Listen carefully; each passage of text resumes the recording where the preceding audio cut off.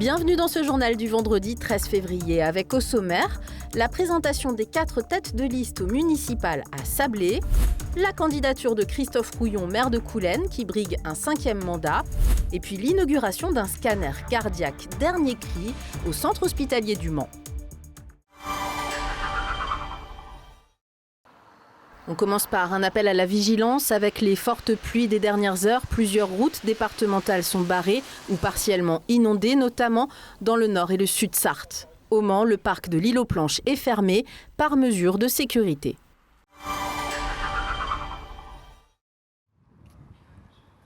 Qui remportera la mairie de Sablé après les municipales des 15 et 22 mars prochains? Les 4 têtes de liste nous présentent leur projet pour la ville.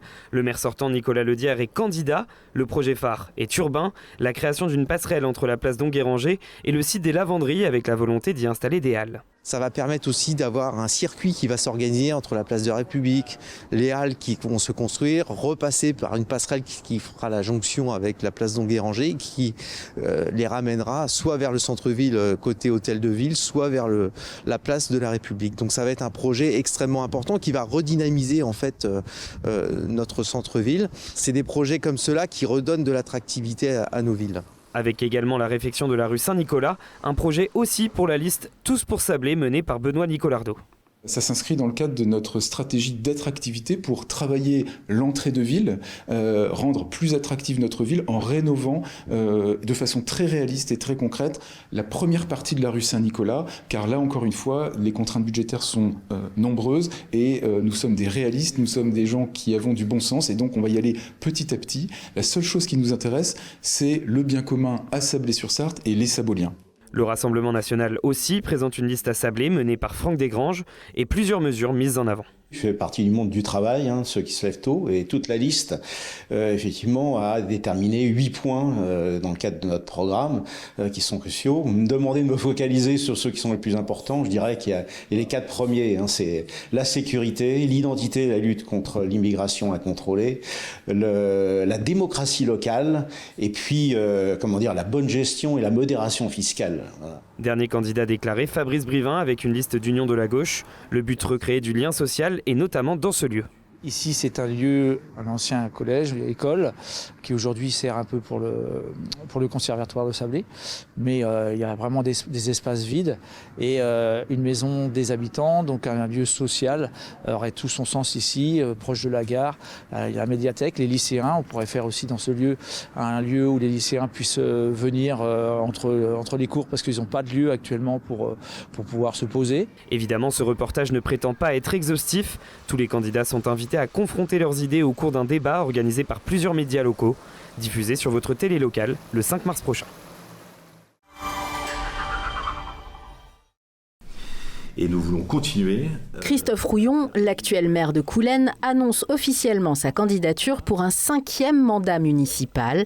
À un mois des élections, aucune liste d'opposition ne s'est fait connaître. Si les gens sont contents de leur maire, qu'est-ce que vous voulez que je vous dise? Si personne n'est capable de constituer une liste de 30 personnes qui souhaitent déboulonner le maire, écoutez, on va continuer. Mais encore une fois, vraiment, je resterai comme au premier mandat, un maire fiable, un maire honnête et qui gérera au mieux les affaires de la commune dans le sens de l'intérêt général. Et on va faire une liste qui rassemble et qui ressemble à la population.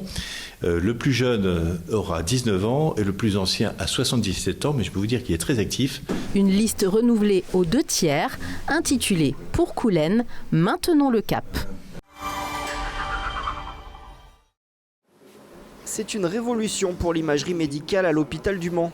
Depuis un an, le service est doté de ce scanner cardiaque dernier cri. Un appareil plus précis, plus rapide et plus net qui permet de capturer des images détaillées d'un organe particulièrement difficile à photographier car toujours en mouvement, le cœur. Ici, c'est le top du niveau de ce type de scanner. Ça nous permet d'étudier des vaisseaux de petites dimensions. Tous les patients qui, normalement, devaient accéder à des examens plus invasifs ou avec une queue d'attente assez longue, ils ont, avec ce scanner, accès à une étude rapide.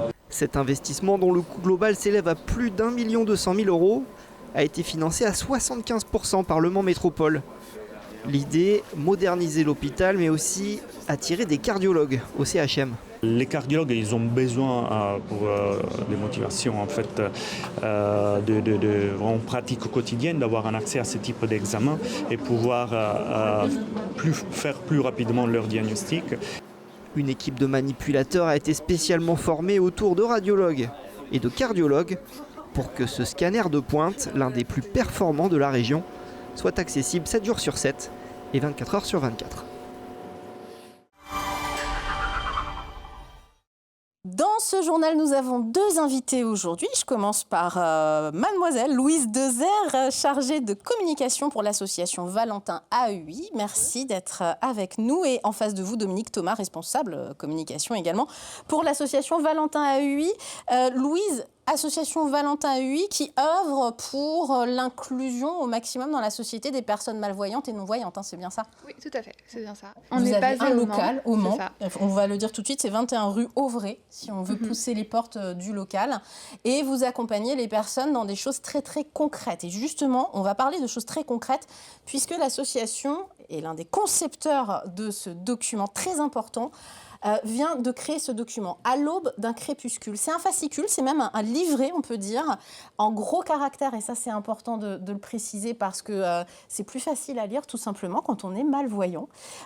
Dominique, je me tourne vers vous. Pourquoi avez-vous voulu créer ce fascicule dans lequel il y a vraiment un mode d'emploi, je dirais, de comment s'adapter finalement à la perte d'autonomie liée à la perte de vision. C'est un petit peu ça. Pourquoi avoir créé ce fascicule ?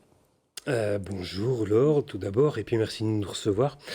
Pourquoi le créer ? Simplement parce que on y est passé avant, et au sein de l'association, c'est une somme d'expériences, et ce qui est intéressant, c'est de regrouper tout ça et de finir par faire un constat, c'est-à-dire que lorsque vous passez chez l'ophtalmo, puis un jour, l'ophtalmo vous apprend simplement que vous êtes atteint d'une pathologie qui va vous amener à la cécité. D'abord, il y a le choc. Et passé le choc, il y a des questions de survie qui apparaissent, qui vous viennent dans la tête. Elles sont nombreuses. Et la vue a déjà commencé à baisser. On peut déjà peut-être plus conduire. Donc on est déjà peut-être confronté à des problèmes. Et tous ces problèmes, on a essayé de les reprendre tout d'abord sous un aspect, je dirais, social, c'est-à-dire qu'est-ce qu'il faut faire. Effectivement, il y a la MDA à contacter, il y a un statut à faire reconnaître. Et là, c'est celui d'être une personne en situation de handicap. C'est la maison départementale de l'autonomie. De l'autonomie, tout à fait. Et après, il y a tout un parcours à entreprendre. Et puis, ce recueil a été fait pour que vous ne soyez plus obligé de chercher, de demander, de paniquer parfois. Oui, c'est ça. Vous répondez à des questions très pratico-pratiques, finalement. Et vous l'avez dit, vous avez finalement dans votre association un relais d'expérience, finalement, puisque les uns les autres, vous avez pu vous poser peut-être les mêmes questions et vous dire collectivement... on n'avait pas de document qui répondait à ces questions, parfois qu'on se pose dans l'urgence, et puis dans une situation qui n'est pas marrante à vivre. Hein. Complètement, parce qu'on est déjà confronté à une panique sur un univers dont on ne connaît rien et qu'on est en train de découvrir, hélas. Et à partir de là, on a tous le même parcours, les mêmes paniques, les mêmes envies de solutions, quoi. On perd l'espoir, on perd aussi la confiance en soi, parce que plus on s'écarte de l'univers dont on faisait partie, plus on va se refermer, plus on va s'isoler, quoi. Et c'est surtout ce qu'il faut éviter. Ouais, c'est l'enjeu justement de votre association. Donc là, il y a des numéros de téléphone, il y a des noms de métiers, il y a des organismes, des associations dont on explique à quoi elles servent, en quoi elles vont aider. Et c'est quelque chose à nos yeux qui est essentiel, qui est pragmatique, c'est un guide concret, pratique qui n'existait pas. Si vous l'avez fait, c'est parce que ça répond à une problématique que vous aviez, ça n'existait pas, tout simplement. Vous vous faites aider justement et accompagné par le centre hospitalier du Mans, il faut le dire. Oui, par le Rotary, par Oftamen, donc le pôle santé sud également. Sud. C'est d'ailleurs dans les consultations basse vision et les pôles ophtalmo du pôle santé sud et du centre hospitalier du Mans qu'on peut trouver ce document, mais également, je le redis, à votre adresse 21 rue Auvray, le centre, votre accueil de l'association. Là où se trouve le comité AVH de la Sarthe. Valentin, ah oui, absolument.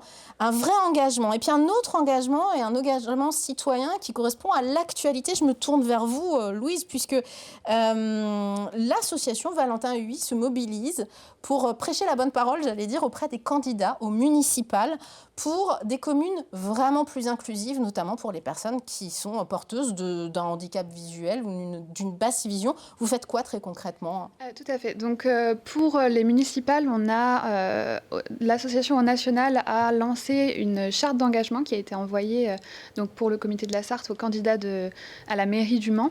C'est une charte qui va avoir environ 12 engagements sur les transports, l'accès aux transports, l'accès au numérique par exemple, l'accès à la médiathèque, enfin voilà, des actions concrètes et pratiques que peuvent et que devraient mettre en place les municipalités.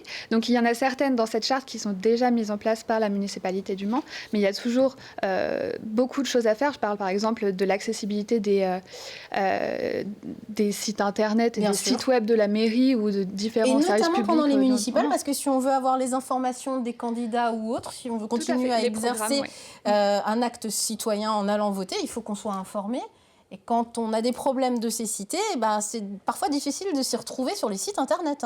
Oui, tout à fait. Donc, on a, par exemple, à l'association, on propose des cours pour pouvoir utiliser son téléphone, mais tous les sites web ne sont pas accessibles et ne sont pas forcément vocalisés. Alors, je le dis à tous les candidats, quels qu'ils soient, dans toutes les communes de la Sarthe, parce que là, on parle du Mans, mais en effet, si ça vous intéresse, c'est le sujet de l'accessibilité. Je rappelle juste pour information que c'est la loi. Elle a été promulguée le 11 février 2005. L'accessibilité pour tous. Et ça parle aussi de la citoyenneté. Donc, on le rappelle. Et si vous êtes candidat, n'hésitez pas à aller sur le site internet de l'association Valentin UI. On pourra retrouver cette charte et éventuellement, on peut contacter l'association au 02 43 24 20 13. Je répète, 02 43 24 20 13. C'est très court, mais on tenait vraiment à parler de ces initiatives très importantes. Et ce fascicule, vous le retrouvez au CHM et au Pôle Santé Sud. Ça porte le très joli nom de « À l'aube d'un crépuscule ». Merci tous les deux d'être venus porter ce combat. Une idée sortie samedi à 20h30, le concert des ateliers chansons françaises de l'association Le Mans Cité Chanson. Ça se passe salle des Saulnières. L'entrée est de 6 à 10 €. Possibilité de prendre les billets sur place. La météo de samedi 14 février nous offre un moment d'accalmie après des heures de pluie. La Sarthe se réveille sous les éclaircies, mais avec des températures légèrement à la baisse, entre 4 à 6 degrés le matin et 5 à 7 degrés l'après-midi. Mais le soleil refait surface pour cette journée avant le retour de la pluie dimanche.